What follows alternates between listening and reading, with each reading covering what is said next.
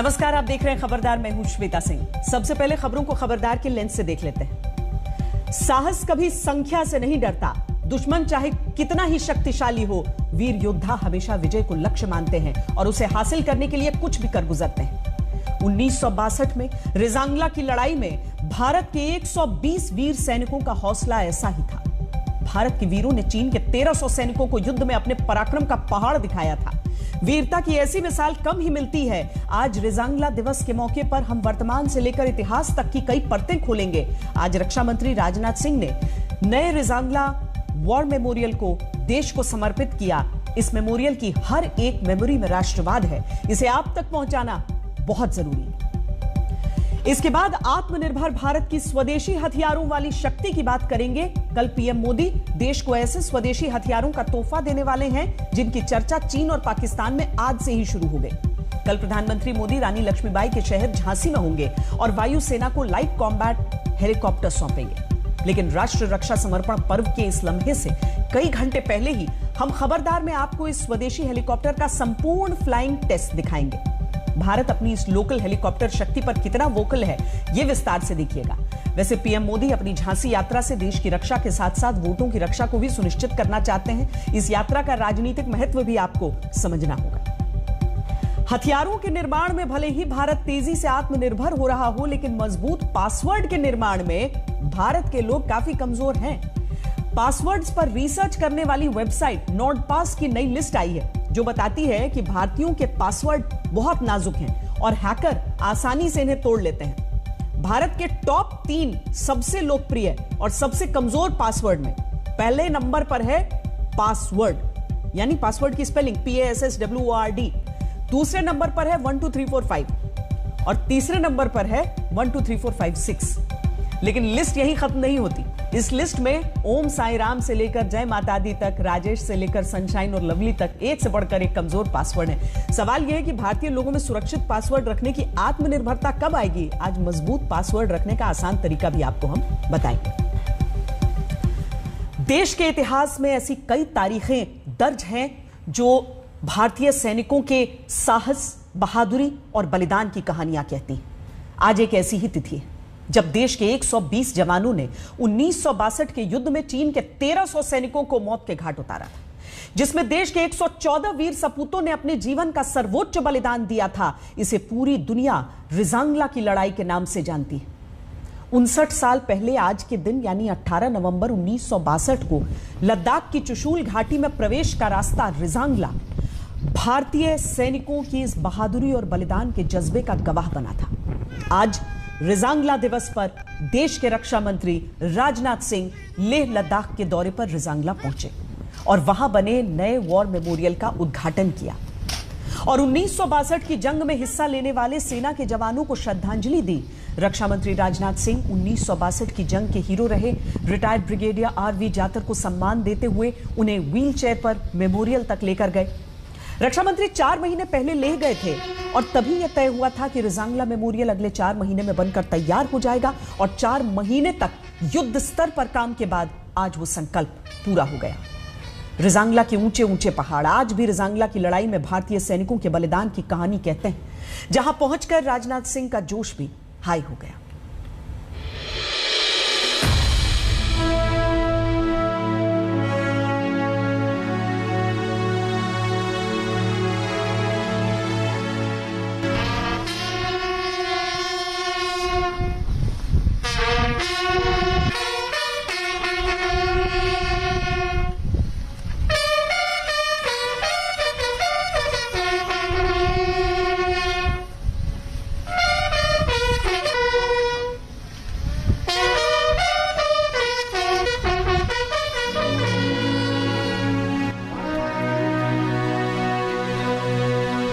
मौका Rezang La war memorial के उद्घाटन का था, जिसे इस दृश्य ने भावुक बना दिया। रक्षा मंत्री राजनाथ सिंह ने खुद 13 कुमायूं रेजिमेंट के रिटायर्ड ब्रिगेडियर RV जातर की अगवानी की और उनके व्हील चेयर को खुद आगे लेकर गए। RV जातर वो शख्स हैं जिन्होंने 1962 के भारत चीन युद्ध के दौरान अदम्य साहस का परिचय दिया था।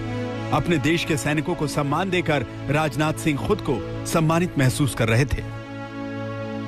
मैं जून के महीने में लेह में आया था। उसी समय जब इस मेमोरियल के बारे में मुझे जानकारी मिली थी कि वहां पर कुछ निर्माण होना चाहिए, भव्य निर्माण होना चाहिए, उसी समय मैंने अपनी इच्छा व्यक्त की थी और मैंने कहा था कि इसका निर्माण प्रारंभ किया जाना चाहिए। धन की कोई कमी नहीं आने पाएगी आगे। लेफ्टिनेंट गवर्नर लेह लद्दाख ने भी इसमें कुछ मदद की है। हमारी आर्मी की तरफ से हमारे चीफ ऑफ डिफेंस स्टाफ और हमारे ये जनरल वाई.के. जोशी और के मेनन, सारे लोगों ने इसमें पूरी तरह से मदद की है और जाकर ये भव्य यहां पर मैं ये तैयार हुआ है। लद्दाख की ऊंची चोटियों पर रेजांगला की इसी पावन धरती पर आज से 59 साल पहले देश के 114 वीर जवानों ने अदम्य शौर्य का प्रदर्शन किया था।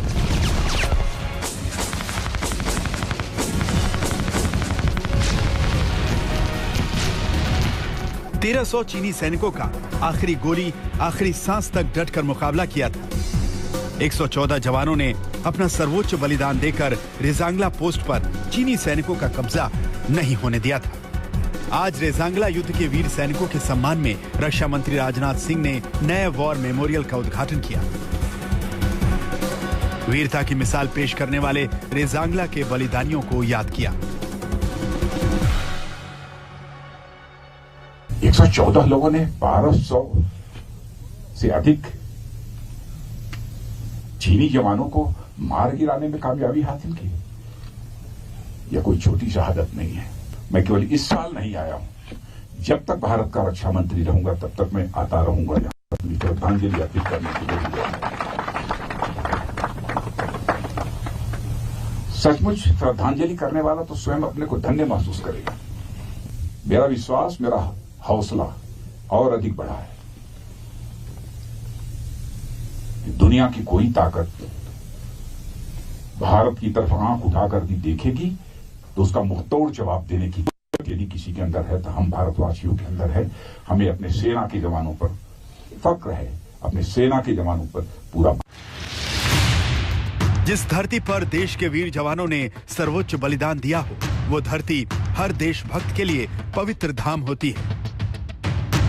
आज रेजांगला के उसी पवित्र धाम पर रक्षा मंत्री राजनाथ सिंह ने नए वॉर मेमोरियल का उद्घाटन किया।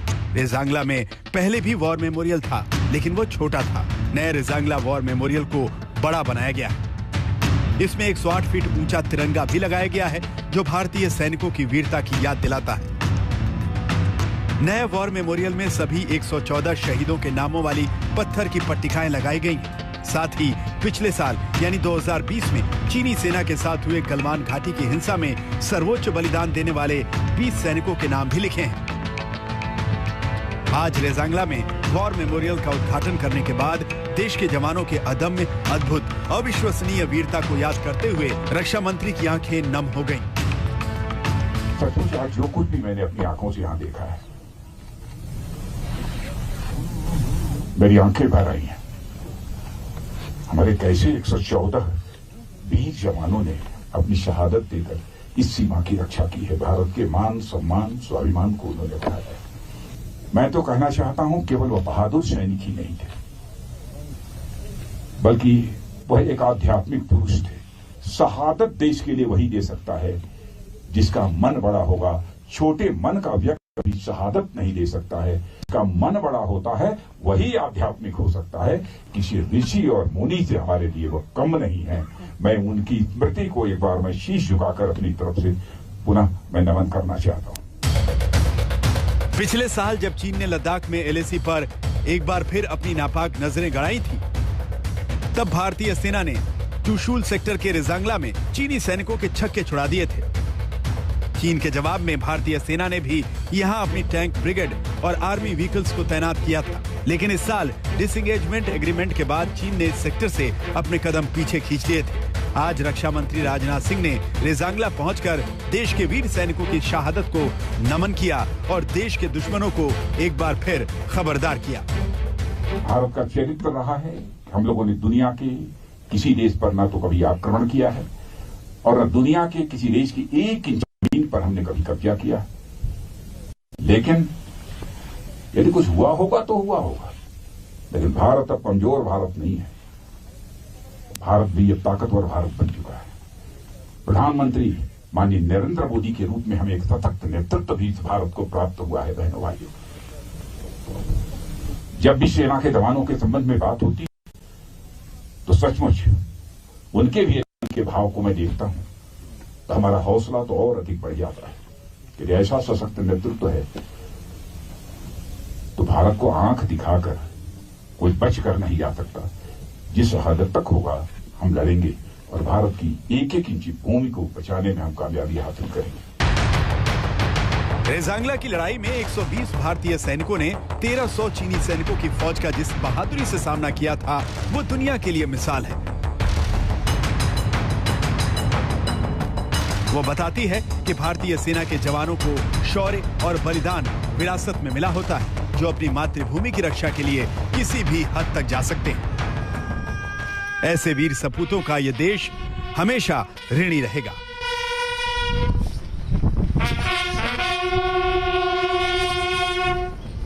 अभिषेक भल्ला के साथ आज तक ब्यूरो। इससे अच्छी मृत्यु और कहां, जब वीर योद्धा होम हो गए अपने पूर्वजों की चिता भस्म और देव मंदिरों की रक्षा में। 114 शहीदों की यादों को समेटे रेजांगला के वॉर मेमोरियल पर अंकित ये पंक्तियां प्रेरणा देती हैं कि मातृभूमि की रक्षा में प्राण न्यौछावर कर देने से बड़ा बलिदान कोई नहीं हो सकता। भारतीय सैनिकों के अदम्य साहस से चीन इतना प्रभावित हुआ था कि रेजांगला की लड़ाई से लौटते समय सम्मान स्वरूप जमीन पर अपनी राइफलें उल्टी गाड़कर उन पर अपनी टोपियां रखी थीं। रेजांगला की लड़ाई सिर्फ भारत ही नहीं बल्कि दुनिया की कुछ खास लड़ाइयों में शामिल है। इस लड़ाई में जिस तरह से 120 भारतीय सैनिकों ने अदम्य साहस का परिचय देते हुए चीन के 1300 सैनिकों को धूल चटाई थी, वो पराक्रम की पराकाष्ठा थी।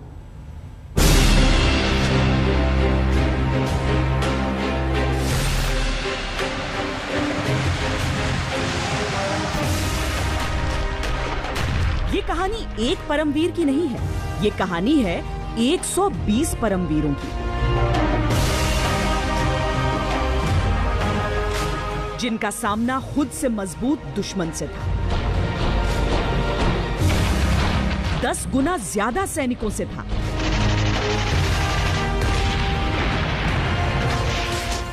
बेहतर हथियारों से था,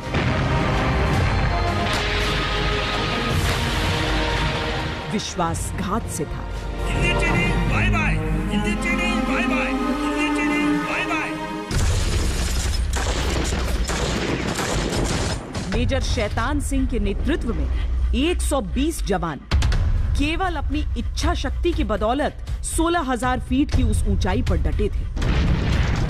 उन दिनों भारतीय सैनिकों के पास केवल कपड़ों और टेंट की कमी नहीं थी, बल्कि असलहे की भारी किल्लत थी। चार्ली कंपनी के जवानों के पास 303 राइफल थी और 600 राउंड गोलियां।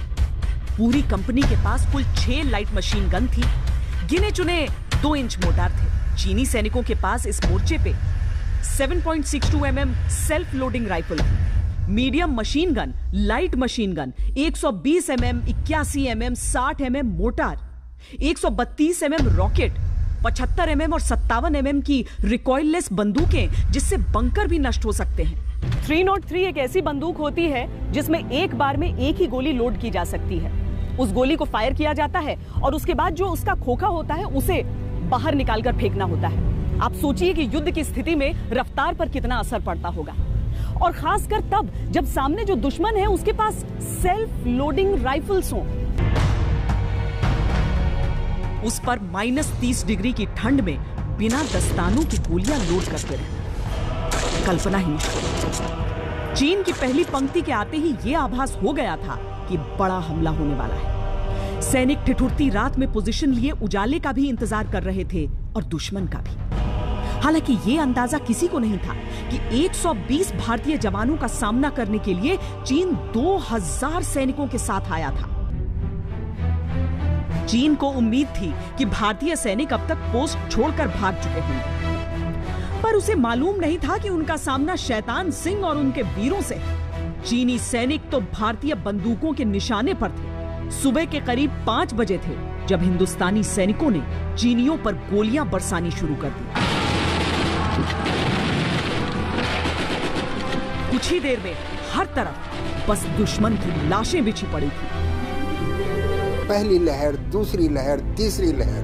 तो पहली लहर पर जब हमने विजय प्राप्त कर ली, उनको मार गिराया, तो मेजर शैतान सिंह ने अपने सैनिकों से कहा कि ये मत समझना कि युद्ध का अंत हो गया है, ये तो पहली लहर थी, अभी ये फिर आएंगे। और वही हुआ, वो फिर आए। दुश्मन को पीछे धकेल दिया गया, पर वो दोबारा बढ़ा। गोलियां अब लगभग खत्म थी, इसीलिए चीनियों के करीब आने का इंतजार किया गया। हमारा ऑपरेशनल ऑर्डर जो बटालियन से मिला था वो था लास्ट मैन लास्ट राउंड, यानी कि अम्युनिशन भी खत्म हो जाए और आदमी भी खत्म हो जाए, जंग खत्म नहीं होगी। नजदीक आने पर बेनेट से उन्हें मारने के लिए हिंदुस्तानी जवान कूदे, पर चीनियों के जैकेट इतने मोटे थे कि बेनेट भी नहीं भेद पा रहा था। कंपनी के जवान हरियाणा के रहने वाले, वो पहाड़ों और ठंड के आदी तो नहीं थे, पर बेहद तगड़ी कदकाठी के थे। जब बेनेट ने असर नहीं किया, तब इन्होंने हाथों से चीनियों को एक एक कर मार गिराना शुरू किया। जमींदार सिंह राम और उनके भाई इसी कंपनी का हिस्सा थे। दोनों पहलवान थे और अब युद्ध भूमि पर उनका चेहरा चीनियों के लिए काल का चेहरा बन चुका था। वो एक एक हाथ में 2 चीनियों को गर्दन पकड़कर उठाते और सर फोड़ फोड़ कर मार डालते। देश रक्षा का जज्बा जुनून बनकर सवार हो गया था इन योद्धाओं पर। मैं देख रहा हूं पकड़ करके आपस के अंदर चाइनीज को सिर्फ ऐसे। अपने सैनिकों की हालत देखकर चीन को समझ आ गया कि रेजांगला आसान नहीं होने वाला। ताकत और संख्या में अधिक होने के बावजूद वो महज 45 मिनट में पीछे धकेल दिए गए। अब चीन ने अपनी रणनीति बदल दी। सैनिक फिर संगठित हुए और रेजांगला पर जबरदस्त बमबारी शुरू कर दी। जवाब में भारत की तोपें चली तो अपने ही जवानों पर गोले गिरने लगे। आर्टिलरी का फायर नहीं था, क्योंकि ऊंचे बड़े जो रेजांगला के आगे पहाड़ थे, उससे आर्टिलरी फायर क्रेस्टेड था। हिंदुस्तानी सैनिकों को केवल अपने जोश का सहारा था, क्योंकि रेजांगला पर तो बंकर भी नहीं थे और दुश्मन रॉकेट दागे जा रहा था। मेजर शैतान सिंह अपने हर प्लाटून को प्रेरित कर रहे थे कि वो लड़ते रहे। इस बीच उन्हें हाथ में गोली भी लग चुकी थी। मैंने फौरन फील्ड पट्टी निकाली अपनी, और मैंने हमेशा चोट लग गई। अरे बोलो बात तो लग गई, चोट तो लग गई, लेकिन ये तो चोट लगने की जगह है। बोलो कैसे? ये सिनेमा घर नहीं है रामचंद्र, ये तो चोट लगने की जगह है। शैतान सिंह अपने जवानों का साथ छोड़ना नहीं चाहते थे। टुकड़ी का हर सैनिक अकेला 10-10 दुश्मनों को यमलोक पहुंचा रहा। इस बीच मेजर शैतान सिंह को फिर गोलियों की बौछार लगी, इस दफा उनके पेट में। लेकिन एक बार फिर उन्होंने मैदान छोड़ने से इनकार कर दिया और वहीं से दुश्मन से लोहा लेते रहे। शैतान सिंह जानते थे कि यह लड़ाई जीत पाना संभव नहीं। 2000 चीनियों के आगे 120 जवान कब तक टिक सकते थे भाई? पर वो ये भी जानते थे कि अगर सारे सैनिक शहीद हो गए तो कभी कोई नहीं जान पाएगा कि रेजांगला में क्या हुआ। बोल सुन, मेरी एक बात सुन। मैंने कहा आप फौरन बटालियन हेडक्वार्टर में चले जाओ, सीओ साहब को बताना कि कंपनी इस तरीके से लड़ी है। दोनों हाथों में लगी गोलियों और छर्रों से बोझिल शरीर के साथ शैतान सिंह लगातार लड़ते रहे, पर शरीर से रिश्ते खून ने उन्हें बेहोश करना शुरू कर दिया था। मेजर शैतान सिंह आखिरी सांस तक युद्ध भूमि नहीं छोड़ना चाहते थे, पर वीरता के इस भगवान की सांसें अब साथ छोड़ रही थी।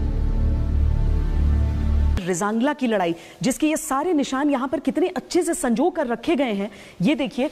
हम बार बार आपको ये कहानी सुनाते हैं कि किस तरीके से रेजांगला के जो वीर थे, जब बर्फ पिघल गई थी पहाड़ी पर, उसके बाद एक एक शरीर जो वहां से ले जाया गया था, सबके ऊपर सामने से गोलियों के निशान थे। अब ये हेलमेट देखिए, सामने से गोलियों ने भेदा है, लेकिन ये वीर हिले नहीं होंगे अपनी जगह से। ये मेजर शैतान सिंह, जो पिस्टल पाउच बेल्ट उन्होंने पहना था, वो किस तरीके से क्षत विक्षत है, वो भी आप यहां पर देखिए। एक एक चीज जो इनकी वीरता की कहानी बताता है। अमूमन जो नोट होते हैं वो भी सामने की जेबों में रखे होते हैं, अब नोटों का हाल देखिए। यानी एक भी ऐसा पराक्रमी नहीं था जो अपनी जगह से हिला हो, जिसने पीठ दिखाई हो। 13 कुमाऊं की इस पराक्रमी पलटन के अब केवल 14 जवान जिंदा बचे थे। इनमें भी 9 गंभीर रूप से जख्मी थे। पर हिंदुस्तान के मुट्ठी भर मतवालों ने 1300 चीनियों के प्राण छीन लिए थे। चीनी सेना के लिए आगे बढ़ पाना संभव ही नहीं था।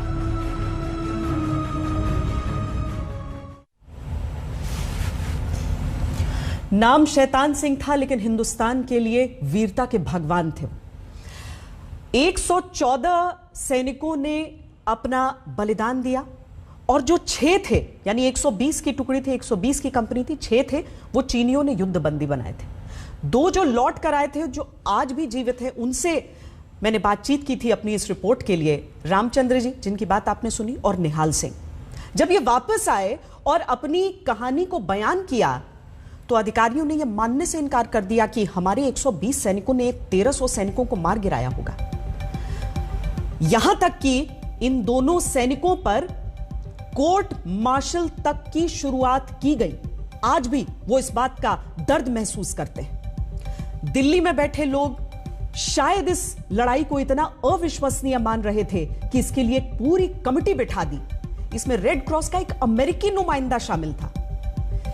इस बीच लड़ाई खत्म हुए 3 महीने गुजरे। जब लद्दाख की चोटियों पर बर्फ पिघली तो रिजांगला में वीर गति को प्राप्त हुए सैनिकों के पार्थिव शरीर अपनी जगह पर ठीक उसी मुद्रा में बैठे हुए नजर आए, सामने से गोलियों से छलनी। तब जाकर सबको यकीन आया कोर्ट मार्शल की प्रोसीडिंग्स आगे नहीं बढ़ाई गई और उन सैनिकों को बरी किया गया, सम्मान दिया गया। बाद में चीन ने भी अपनी आधिकारिक रिपोर्ट में स्वीकार किया कि 62 के युद्ध में उसे सबसे अधिक नुकसान रिजांगला के मोर्चे पर हुआ। रिजांगला की लड़ाई जिस दिन लड़ी गई उस दिन देश में दीपावली थी और इसीलिए जो मशहूर गीत है जिसे कवि प्रदीप ने लिखा, जिसने देश की आत्मा को झकझोर दिया, ऐ मेरे वतन के लोगों, उस गीत में ये सारे बोल भी लिखे हुए हैं। इस गीत को जब लता मंगेशकर ने गाया था तब तत्कालीन प्रधानमंत्री जवाहरलाल नेहरू की आंखें भी छलक आई थी। लेकिन अब हम वर्तमान में लौटते हैं और अब भारत की उन स्वदेशी हथियारों की बात करते हैं जिनके बारे में सुनकर आपको राष्ट्रभक्ति का एहसास होगा। कल पीएम मोदी देश को ऐसे स्वदेशी हथियारों का तोहफा देने वाले हैं जिसकी चर्चा आज से ही चीन और पाकिस्तान में शुरू हो गई। कल पीएम मोदी रानी लक्ष्मीबाई की नगरी झांसी में होंगे, जहां राष्ट्र रक्षा समर्पण पर्व मनाया जा रहा है। इस समारोह में भारतीय सेना के तीनों अंगों को शक्तिशाली हथियार सौंपे जाएंगे। इनमें पहला है स्वदेशी तकनीक से डिजाइन और तैयार किया गया LCH यानी लाइट कॉम्बैट हेलीकॉप्टर। इसे हिंदुस्तान एरोनॉटिक्स लिमिटेड ने तैयार किया है। कल पीएम मोदी इसे वायुसेना को सौंपेंगे। दूसरा तोहफा है भारतीय स्टार्टअप कंपनियों के द्वारा बनाए गए ड्रोन और UAV यानी अनमैन्ड एरियल व्हीकल्स का, जिन्हें थल सेना को सौंपा जाएगा। और तीसरा तोहफा है इलेक्ट्रॉनिक वॉरफेयर सूट, जिन्हें DRDO और भारत इलेक्ट्रॉनिक्स लिमिटेड ने डिजाइन किया है। इन वॉरफेयर सूट्स को इंडियन नेवी को दिया जाएगा। यानी कल से जल, थल और नभ की सुरक्षा और मजबूत होने वाली है। लेकिन सबसे खास स्वदेशी तकनीक से तैयार किया गया लाइट कॉम्बैट हेलीकॉप्टर है, क्योंकि इस हेलीकॉप्टर की जरूरत भारत को 1999 के करगिल युद्ध से थी। आज आपको इस हेलीकॉप्टर की कुछ खासियतें हम बताते हैं। यह वजन में सबसे हल्का एक अटैक हेलीकॉप्टर है जो पूरी तरह से देश में डिजाइन किया गया है। सबसे खास बात यह है कि हेलीकॉप्टर 12,000 फीट की ऊंचाई तक भारी मात्रा में हथियारों और ईंधन के साथ उतर सकता है और उड़ान भर सकता है। यह 12 मीटर प्रति सेकंड उड़ान क्षमता के साथ करीब 270 किलोमीटर प्रति घंटे की स्पीड से उड़ सकता है। आसान भाषा में कहा जाए तो करगिल और LAC जैसे ऊंचे पहाड़ी इलाकों में दुश्मन के बंकरों को आसानी से तबाह किया जा सकता है और यह किसी भी मौसम में उड़ान भरने में सक्षम है। एडवांस तकनीक से लैस इस हेलीकॉप्टर में हवा से हवा में मार करने वाली मिसाइल और हवा से जमीन पर मार करने वाली मिसाइलें लोड की जा सकती हैं। इसमें 5,800 किलो तक का सामान पेलोड ले जाने की क्षमता है। इसके अलावा नाइट ऑपरेशन के दौरान यह हेलीकॉप्टर दुश्मन की हर चाल पर भारी पड़ता है। कुल मिलाकर यह स्वदेशी तकनीक और शौर्य का ऐसा कॉम्बिनेशन है जिसकी उड़ान दुश्मनों पर बहुत भारी पड़ने वाली है।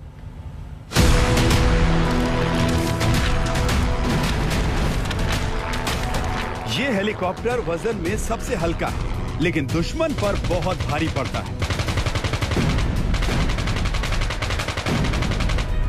ये जब 12,000 फीट की ऊंचाई पर उड़ता है, दुश्मन का दिल बैठ जाता है।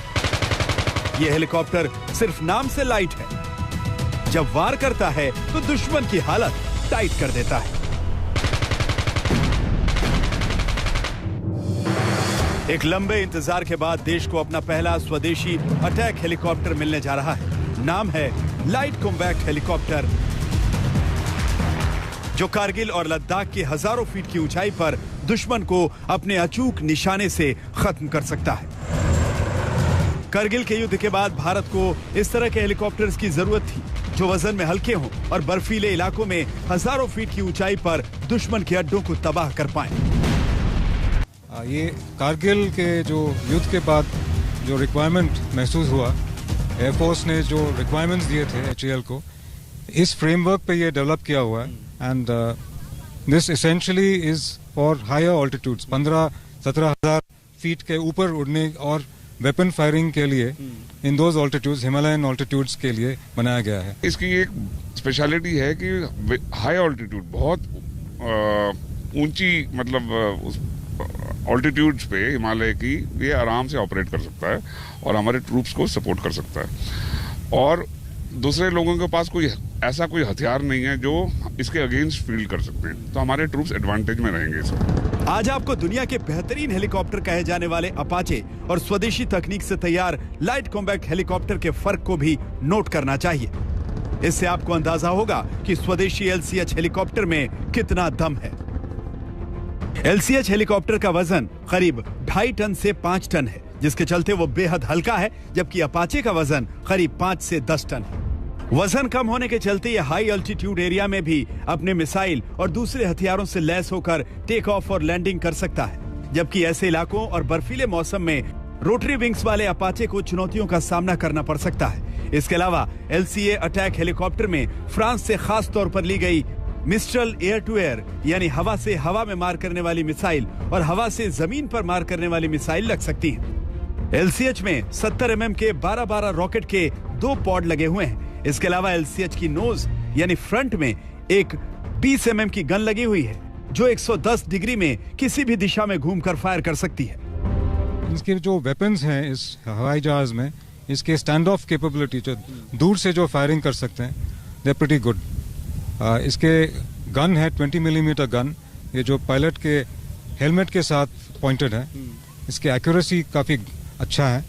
And then we have air to ground missiles, rockets. तो इसके स्टैंड ऑफ रेंज जो है they are pretty good, it's in excess of 4 to 5 kilometres, so it gives you better effectiveness. इस हेलीकॉप्टर की खासियतों का प्रैक्टिकल अनुभव करने के लिए आज तक और इंडिया टुडे की टीम बेंगलुरु में मौजूद HAL कैंपस भी गई थी, ताकि इस हेलीकॉप्टर की उड़ान से इसकी ताकत को समझा जा सके। वो एक यादगार अनुभव था। हम उड़ान भरने वाले हैं भारत के सबसे पहले हेलीकॉप्टर, अटैक वाला हेलीकॉप्टर में, जिसका नाम है लाइट कॉम्बैट हेलीकॉप्टर। एक ऐसा हेलीकॉप्टर जिसमें है बंदूकें, मिसाइल और खास सेंसर, जो भारत के दुश्मन पर मुश्किलों की बरसात कर सकता है। और आज तक को मौका मिला है इस बेहतरीन चॉपर के कॉकपिट में सबसे पहले जाने। उड़ान भरने से पहले हमें फ्लाइंग किट दी गई थी। इसमें पायलट सूट से लेकर फ्लाइंग बूट तक सब पहनाया गया था। इसके बाद हम HAL के pilot wing commander Subhash John के साथ हेलीपैड की तरफ बढ़े, जहां लाइट कॉम्बैट हेलीकॉप्टर हमारा इंतजार कर रहे थे। जैसे जैसे कदम हेलीकॉप्टर की तरफ बढ़ रहे थे, वैसे वैसे रोमांच और गर्व की भावना बढ़ रही थी। हेलीकॉप्टर में बैठते ही हमें कॉम्बैट फ्लाइंग हेलमेट पहनाया गया, जिसमें इलेक्ट्रो ऑप्टिकल सिस्टम लगा हुआ था। इसकी मदद से ही पायलट को अपने टारगेट पर हमला करने में आसानी होती है। कुछ ही सेकंड में हेलीकॉप्टर के शक्तिशाली इंजन स्टार्ट होते हैं और अब हेलीकॉप्टर उड़ान भरने को तैयार है। एयर ट्रैफिक कंट्रोल से ग्रीन सिग्नल मिलने के बाद हमारी उड़ान शुरू हुई।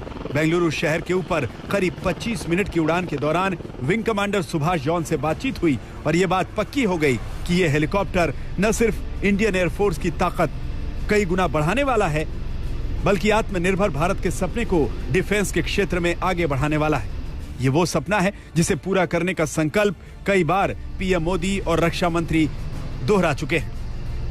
इस बैठक में आप सभी को ये भरोसा देता हूं कि डिफेंस सेक्टर से जुड़ा हर वो सामान जिसे डिजाइन करने, जिसे बनाने का सामर्थ्य देश में है, किसी सरकारी या प्राइवेट कंपनी में है, वो बाहर से लाने की अप्रोच नहीं रखी जाएगी। अपने कम वजन के साथ हथियारों से लैस LCH अब LAC और LOC पर दुश्मन के इलाकों में तबाही मचाने वाला साबित होगा। अब पाकिस्तान और चीन को इस बात की चिंता करने की जरूरत है कि उनकी एक गलत हरकत तबाही की उड़ान साबित हो सकती है। शिव अरोड़ा के साथ आज तक ब्यूरो। कल यानी 19 नवंबर को शौर्य और बलिदान का प्रतिरूप रानी लक्ष्मीबाई की 193वीं जयंती है और इसी अवसर पर पीएम मोदी ये शक्तिशाली हथियार भारतीय सेना को सौंपेंगे।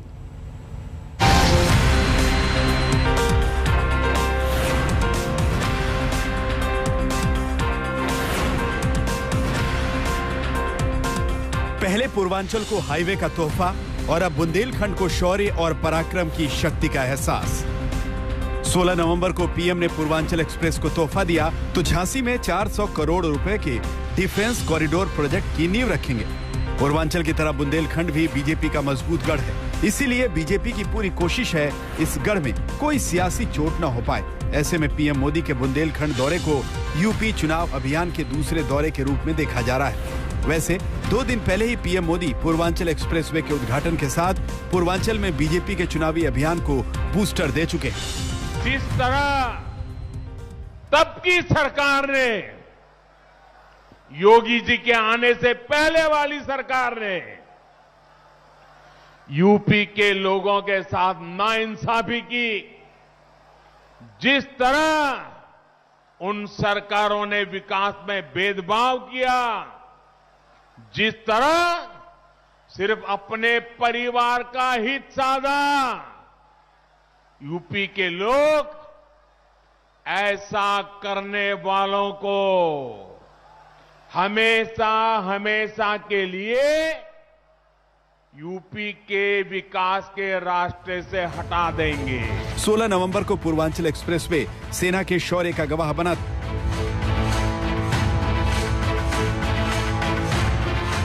कुछ ऐसा ही शौर्य कल झांसी में भी नजर आएगा।